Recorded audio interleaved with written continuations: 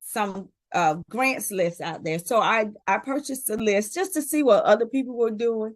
And what get me is that a lot of the links, either the application has closed or you get the error code. And I'm like, you're giving these people, selling these lists, but then people aren't able to use them because the grants aren't available. So that really disheartened me about that. So my thing is, you're going to get a list, make sure the grants are available for the people to apply to them. Hello, everyone. Let me add the other part of Grant Success Unlocked to the screen. I hope you guys are doing all right. It is a beautiful Tuesday afternoon here on the East Coast. And sorry, Teresa. Sorry about that. I didn't know you was on the side. We are here in South Carolina. I'm Dr. Michelle, Chief Data Scientist of Mogul Beginnings Data Consulting, and I help mission-driven organizations increase their revenue and save time using their most valuable but most overlooked resource, using their data. Hi, I'm Teresa Pelham. If I sound nasally and yucky, it's because I have a common cold. Who knew? I didn't think they even exist with COVID and RSV and all the other things. But yes, I have a common old-fashioned cold. So, and I am the grant professional. I provide comprehensive grant writing services to nonprofit, small businesses, HBCUs, minority serving institutions, and tribal colleges. And I'm glad just to be here. One more time. One more time. Well, we're not going to hold y'all long because you hear how Teresa sounds. We want to be respectful and let her get her rest. But while you're engaging with us, today we're going to be talking about getting grant ready, not just the documents. I think when we talk about the documents a lot, and we have our checklist. Let me go ahead and put that up there now. We do have our checklist that you can grab. You can always know, what those documents are. But while we're talking about how getting grant ready as far as your structure, we want you to engage with us. So let us know where you're tuning in from, what type of organization you represent. Are you a nonprofit or a small business? You can get a grant for either one.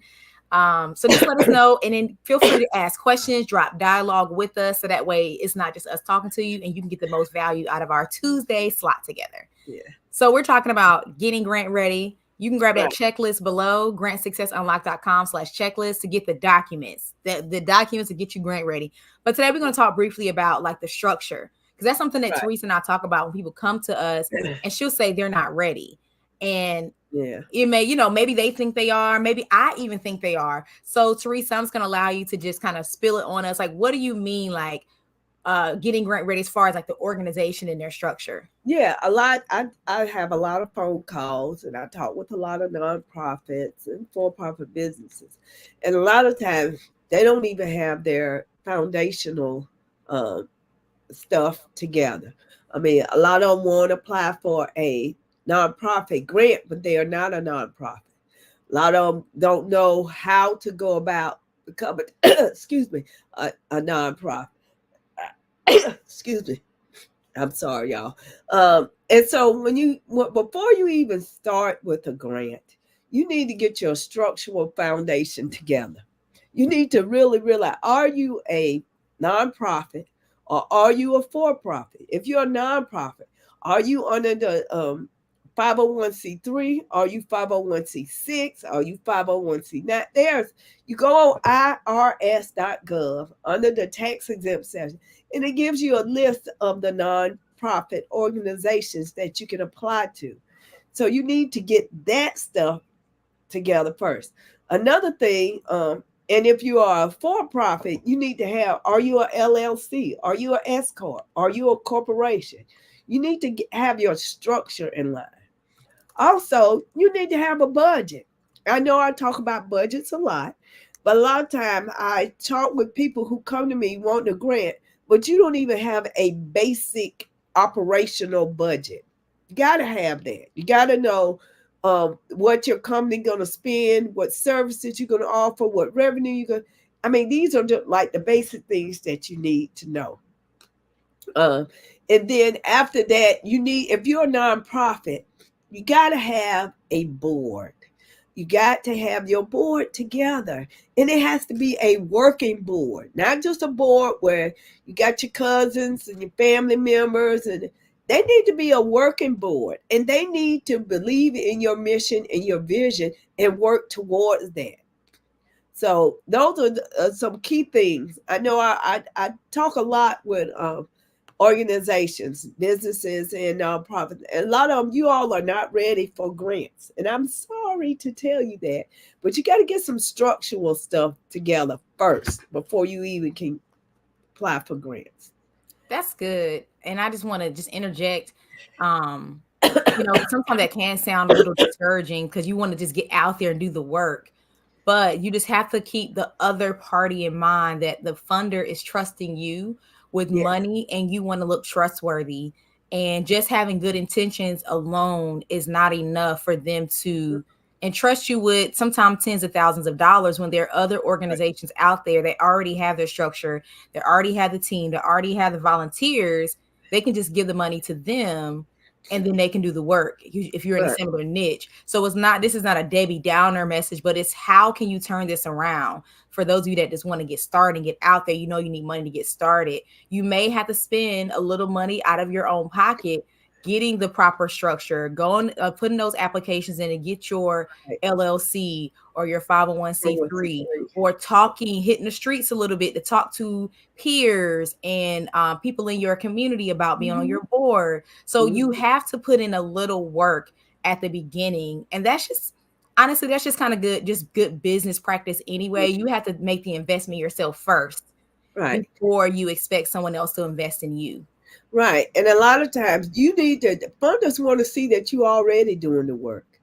You don't need a grant to do the work if you really want to help provide an impact to your community. Even on a small scale, you can still do the work. You don't need a grant to do the work.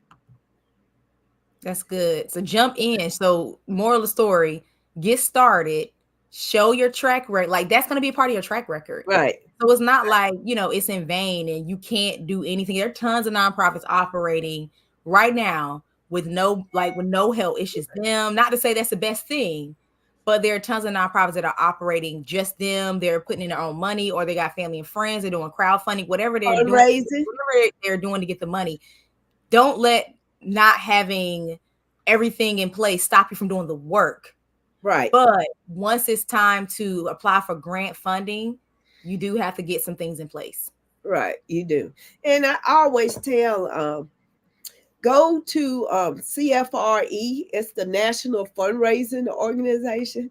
And look on there. If you need money, you're not ready for a grant.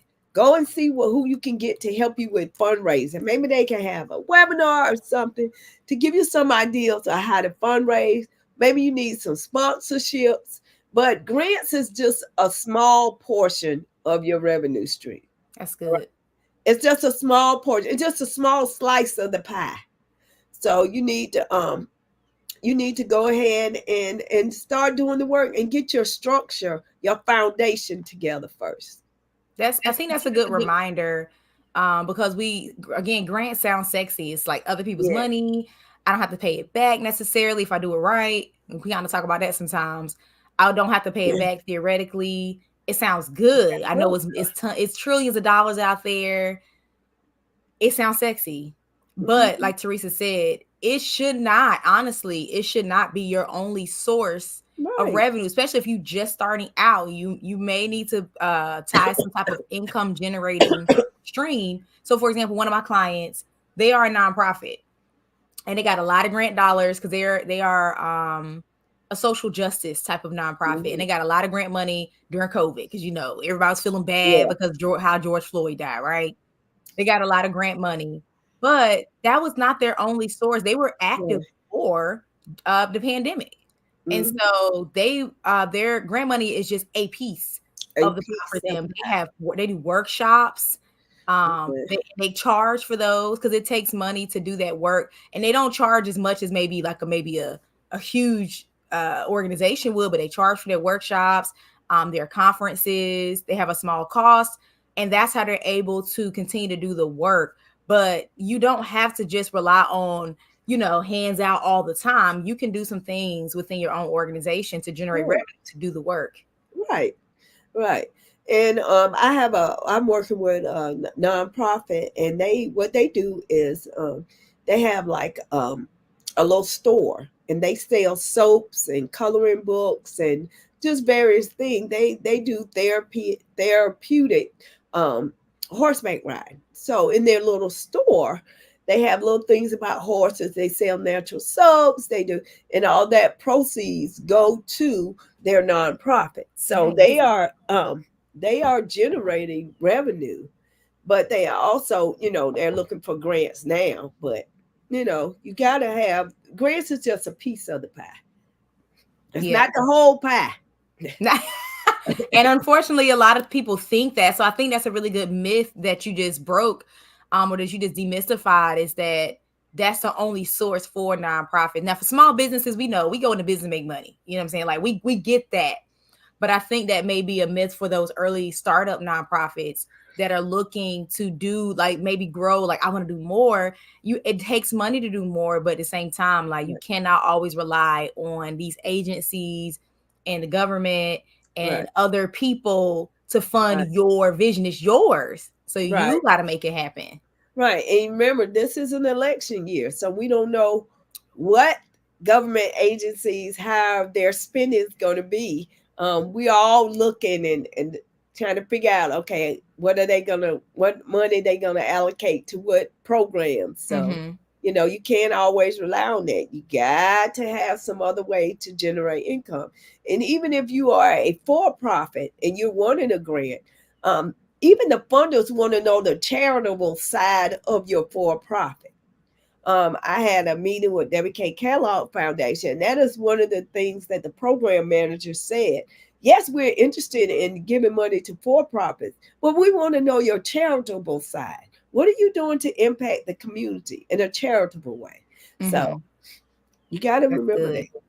Yeah, good. Grants are, look at grants as a way of community impact. I always tell people grants are community impact. So if you're going to impact your community, how are you going to do that? What are you going to do? Where are you going to do it at? Just don't think, oh, grants, I got some money.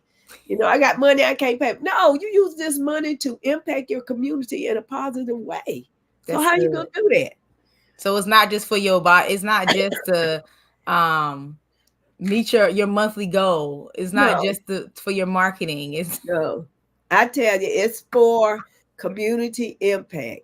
That's how they do it. The funders have a requirement, and they want to know, does your proposed project meet their requirement of impacting the community? Point blank. How are you going to impact the community? And I was actually applying for I keep a running list of grants that are due within usually like the next 30 to 60 days. And we apply for them ourselves. So we practice what we preach, y'all. Like, we're not just telling you, we're actively applying as well. And some of them, if you actually scroll in Teresa calls the notice of funding, but in like maybe the smaller scale grants, if they'll have kind of like the rules, if you scroll in there and you can see, like, this is the first time I saw it, Teresa. I feel like some of the other ones are not as detailed. But this one had a whole bunch, like, what makes you eligible? But then it actually said, like, you have like one prompt, but they actually said how they're going to score it. Yeah. So they told you, like, 20 points is for this, 40 points is for this, and 20 points, I think it was like 4 criteria. And one of them, I think it was like your community impact. Like, what are you doing for your community? So we want you. We want to see female, because it's Women's History Month. There's tons of Teresa's article dropped in Brownstone Living magazine. And I already took a preview of it. It's coming out soon, but I took a preview. And she has like maybe 4 grants in there. So you make sure you subscribe to Brownstone Living magazine. It's like 4 grants in there for women because it's Women's History Month. So yes, it's for women, but a lot of times they want to know, what are you doing for other women? I've seen that come up. What are you doing for other women? And I'm like, one of them, I disqualified myself. I was like, I ain't doing nothing for women, because that's not my focus. And I'm not, like how we talked about before, I'm not about to be a pick me and say I'm doing something when I'm not. Yeah. So they really grant people, they want community-minded organizations. Or be community-minded. So That's There are good. a lot of grants out there. One just dropped on I Fund Women. It's the Angel City Football Club Player Mm-hmm. 23 Small Business Grant. I think it's $10,000. And then you got 1 year business code. And a lot of people don't want to go for those grants because they was like, I don't want to be coached. You want that $10,000, you'll go to You them coach player. me and give me money. I will take it. So you can always learn something new. Be a lifelong learner. You Absolutely. know, so that's one that you can apply. But they want community minded organizations. Absolutely. Absolutely. And honestly, it's their money. They can tell you how they want to spend it. We may have an opinion about how people should spend their own money, but it's their money. If they Right. want somebody for this particular community, so you have some, like I said, for the women, they want organizations that have a women focus, like you're catering to Yeah. women, or you have something dealing with women. Sometimes it's youth. Other times, it may be homelessness. Like they have their Yeah. own focus because it's their Yeah. money and It's it's their their money. vision. And So they're investing in your organization to help meet their goal or their mhm, objective. So when they give you the money, it's like an investment. Okay, I'm investing you. Me and you and I are going to be partners, and we're right. going to alleviate the needs of that community. So that's how it is. Absolutely. Anything, Trish, you want to say anything else about getting grant ready as far as structure? I know we kind of like went on a tangent. But for those that are maybe listen on replay, any other thought, or maybe folks just hopping on, because sometimes the people watching this, it's not always keep a good track of who's watching. Just Right. in case for those watching, they're like, okay, I just popped in. What do you mean getting grant ready? Any last I, words for I them? need you to have your structure, your foundation together. If you're a 501c3, have all the requirements of a 501c3. And another thing is, some people have 501c3s but have not submitted a 990. You got to do it, guys. You got to submit your 990s. Well, that's another talk. But make sure you have your foundation together. If you're for profit, make sure you have that. Are you an LLC? Are you an S corp? Whatever. Make sure your foundational structure. Do you have an operational budget? Come on, make sure your foundation is good. No, that's good. And even you talking about the 990s for nonprofits, I was looking at the criteria for one grant, and it actually wanted you to Upload. submit your previous year's Yep. tax Yep. return. They do. Some grants do. They So want you to you submit have to be those. doing your taxes. That's a whole nother. We're gonna get a tax consultant on to talk to you all about that. I could go on I a tangent about that. I'm like, get the 990s in, please. So, that's a and I whole mean, nother. I'm not feeling well enough to get on a rant about that. it's all good. We're gonna wrap this train up. Um, I was gonna remind people to grab that free checklist. Let's go to grantsuccessunlock.com. Just grab that free checklist. That'll Yeah. help you get grant ready as far as your document. Documents. And Teresa, it's very comprehensive. Okay, very comprehensive. So it's, you won't need all that stuff for every single grant, but it's there so that way when someone asks for it, you be like, it was on the list, I got it, or at least I know what they're talking about because it was on the list. Mm-hmm. So go ahead and grab that free checklist. Once you grab the checklist, you'll be you'll be put on our list, and we're gonna start sending emails out. Yeah. This month. We're gonna say it this month. We're gonna start sending emails out, and it's just tips and tricks and reminders of everything we're saying. So that way it's getting in your psyche. So the next thing you know, you're like, oh yeah, I remember that. I know how to apply for this. I know what they mean by getting grant ready. So that way you're not caught off guard anymore. That's really what we're talking about here. That when opportunities present itself, you don't feel like you're caught off guard. Oh, I don't have enough. I wish I had more time. So if you saw a grant that was due in 1 week, based on listening to us, getting this checklist, our emails, you should be prepared to submit that application during that week. That's all we're trying to help you do. Yeah. Yeah. Any other thoughts, Teresa? No, my brain is fogged from cold. It's okay. Just get your structure together before you call me for a grant, because I don't want to say you're not ready for a grant. So I will. I don't want to, but I will say you're not ready for a grant.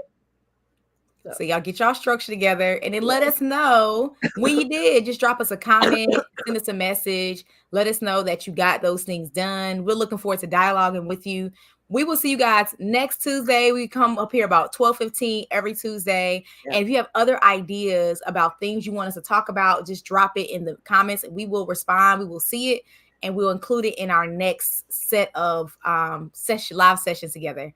Until next time, y'all, have a great rest of y'all week. Bye, everyone. See ya.